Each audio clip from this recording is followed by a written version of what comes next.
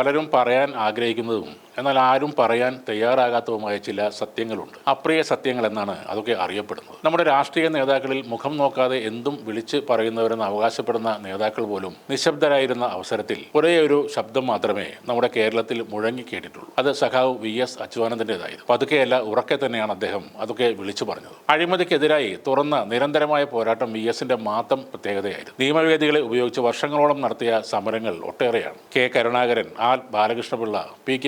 കുഞ്ഞാലിക്കുട്ടി എന്നിവരൊക്കെ ആ പോരാട്ടത്തിൽ ഗുരുതരമായി മുറിവേറ്റ ആളുകളാണ്. രാഷ്ട്രീയ നേതാക്കളും മത മേലധ്യക്ഷന്മാരും മുൻ രാജകുടുംബവുമൊക്കെ VSന്റെ വിമർശന ശരമേറ്റ് കരഞ്ഞിട്ടുണ്ട്. സാമുദായിക നേതാക്കളെ വിമർശിക്കാൻ മറ്റു നേതാക്കൾ മടിക്കുന്ന അവസരത്തിൽ അവരെ പരസ്യമായി വിമർശിച്ചാണ് അതേ സമുദായത്തിലെ ഭൂരിപക്ഷം സാധാരണക്കാരുടെ പിന്തുണ VS ഉറപ്പാക്കിയത്. പ്രൊഫഷണൽ കോളേജ് പ്രവേശനത്തിന് തലവരിപ്പണം വാങ്ങുന്ന ക്രൈസ്തവ മാനേജ്മെന്റുകളുടെ സമീപനത്തെ VS വിമർശിച്ചത് രൂപത എന്ന നിലയിലേക്ക് മാറി എന്നാണ്. 2016 ഇലക്ഷനിൽ BJPയുടെ സപ്പോർട്ടോടെ SNDP നേതൃത്വത്തിന്റെ അനുവാദത്തോടെ തുഷാർ വെള്ളാപ്പള്ളി BDJS എന്ന രാഷ്ട്രീയ പാർട്ടി രൂപീകരിക്കുന്നു. CPM വോട്ട് ബാങ്കിന്റെ അടിത്തറ തന്നെ കേരളത്തിലെ ഈഴവ സമുദായമാണ്. ഈ നീക്കത്തിലൂടെ അത് നഷ്ടപ്പെടുമെന്ന് CPM തിരിച്ചറിയുന്നു. എന്നാലും വോട്ട് ബാങ്ക് തകരുമെന്ന ആശങ്കയിൽ വെള്ളാപ്പള്ളിയെ കടന്നാക്രമിക്കാൻ CPM നേതാക്കൾ മടിച്ചു നിന്നു. പക്ഷേ മൈക്രോ ഫിനാൻസ് പദ്ധതിയിൽ നടന്ന തട്ടിപ്പ് ഉയർത്തി കാണിച്ച് VS വെള്ളാപ്പള്ളിക്കെതിരെ ആഞ്ഞടിച്ചു. ഹെലികോപ്റ്ററിൽ പറന്ന് നടന്ന് വിഷം വിതറുന്നവനെന്നായിരുന്നു അന്ന് വെള്ളാപ്പള്ളിയെ VS പറഞ്ഞത്. തെരഞ്ഞെടുപ്പ് യോഗങ്ങളിൽ പ്രസംഗിക്കാൻ BJP നേതൃത്വം വെള്ളാപ്പള്ളിക്ക് ഒരു ഹെലികോപ്റ്റർ അനുവദിച്ച് പരാമർശിച്ചായിരുന്നു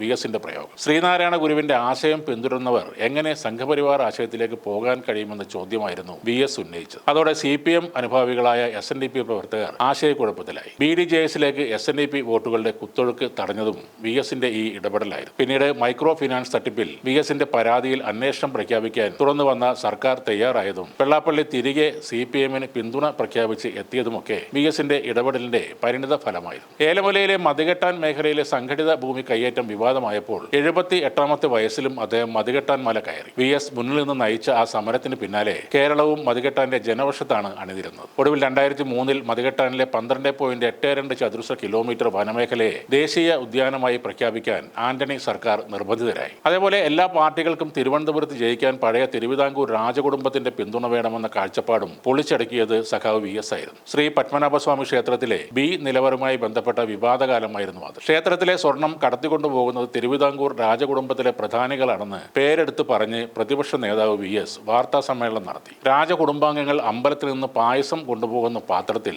സ്വർണം കൂടി കടത്തുന്നു എന്നായിരുന്നു VS പരിഹാസം കലർത്തി ചില ആംഗ്യങ്ങളോടെ പറഞ്ഞത്. പായസത്തിനകത്ത് സ്വർണം കടത്തുന്നതായി ജീവനക്കാരും വാതിലിൽ കാവൽ നിൽക്കുന്ന ഉദ്യോഗസ്ഥരും മുഖ്യമന്ത്രിയായിരുന്ന തന്നെ അറിയിച്ചിട്ടുണ്ട് എന്നും VS തുറന്നു പറഞ്ഞു. തനിക്ക് വിവരം നൽകിയ ജീവനക്കാരനെ ആസിഡ് ഒഴിച്ച് കൊലപ്പെടുത്താൻ ശ്രമിച്ചെന്നും VS അന്ന് ആരോപിച്ചിരുന്നു. അത് കേട്ടതോടെ കേരളത്തിലെ രാജഭക്തർക്ക് കലയിളകി. പ്രത്യേകിച്ച് തിരുവനന്തപുരത്തെ തമ്പുരാന്റെ ഭക്തന്മാർ VSനെതിരെ കൊലവിളി നടത്തി. VSനൊപ്പം നിന്ന തിരുവനന്തപുരത്തെ CPI നേതാക്കൾ പോലും നിശബ്ദരായി മാറി നിന്നു. അന്നത്തെ ഭരണപക്ഷവും VSനെതിരെയാണ് നിലകൊണ്ടത്. തമ്പുരാന്മാരെ പിണക്കാൻ ആരും തയ്യാറായില്ല. എന്നാൽ ആരൊക്കെ എതിർത്തിട്ടും VS പിന്മാറിയുമില്ല. പിന്നീട് 2 വർഷത്തിന് ശേഷം VSന്റെ ഈ ആരോപണങ്ങളിൽ പലതും ശരിവെച്ച് അമിക്കസ് ക്യൂറി സുപ്രീം കോടതിയിൽ റിപ്പോർട്ട് നൽകി. അച്യുതാനന്ദൻ പുറത്തുവിട്ട അപ്രിയ സത്യങ്ങളിൽ ഒന്നുകൂടി ഔദ്യോഗികമായി അങ്ങനെ രേഖപ്പെടുത്തപ്പെട്ടു. പരാജയം ഭക്ഷിച്ച് ജീവിക്കുന്ന ആളെന്നായിരുന്നു MN വിജയൻ VS അച്യുതാനന്ദനെ വിശേഷിപ്പിച്ചത്. ജീവിതത്തിലുടനീളം അദ്ദേഹം സ്വീകരിച്ച നിലപാടുകളുടെ ആകത്തുകയായി ആ വിശേഷണത്തെ കാണാവുന്നതാണ്. പാർട്ടിക്ക് ഉള്ളിലായാലും പുറത്തായാലും VS ഏറ്റെടുത്ത പല വിഷയങ്ങളും കേവലമായ രാഷ്ട്രീയ വിജയപരാജയങ്ങളുടെ മാനദണ്ഡത്തിൽ നോക്കുമ്പോൾ പരാജയങ്ങളായി വിലയിരുത്തപ്പെട്ടേക്കാം. എന്നാൽ ആ വിഷയങ്ങളിൽ അദ്ദേഹം സ്വീകരിച്ച നിലപാടുകളും കാട്ടിയ കാർക്കശ്യവും കരുത്തും